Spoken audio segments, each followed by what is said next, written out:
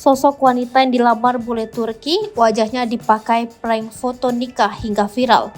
Sosok Amaya Pratiwi jadi sorotan setelah dilamar pria asal Turki bernama Umit Turker yang wajahnya sempat dijadikan prank foto nikah. Diketahui sosok Amaya Pratiwi pertama kali viral setelah membagikan kisah cintanya dengan Umit Turker yang cukup unik. Pertemuan Amaya Pratiwi dan Umit Turker bermula ketika gadis asal Pindrang, Sulawesi Selatan itu iseng mengikuti tren di media sosial pada 2019 lalu. Tren tersebut dengan memilih foto pasangan secara acak dari mesin pencarian Google.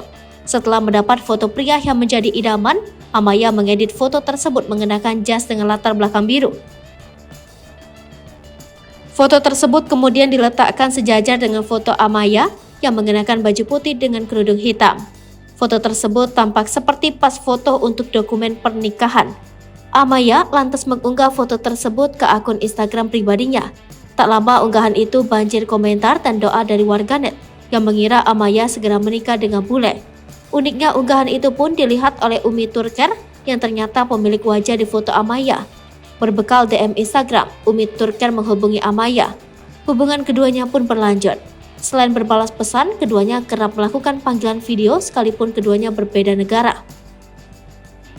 Sampai akhirnya Umit Turker menunjukkan keseriusannya dengan datang menghampiri Amaya di tahun 2022 lalu. Kesungguhannya kian terbukti dengan Amaya yang dilamar oleh Umit Turker. Amaya mengaku tak menyangka keisengannya berujung dapat jodoh.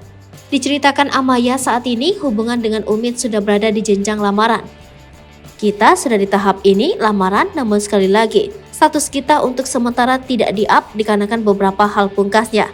Bagi Amaya dan Umit, perbedaan waktu antar negara tak menjadi masalah. Mereka masih rela untuk saling berkorban demi bisa berkomunikasi hingga saat ini.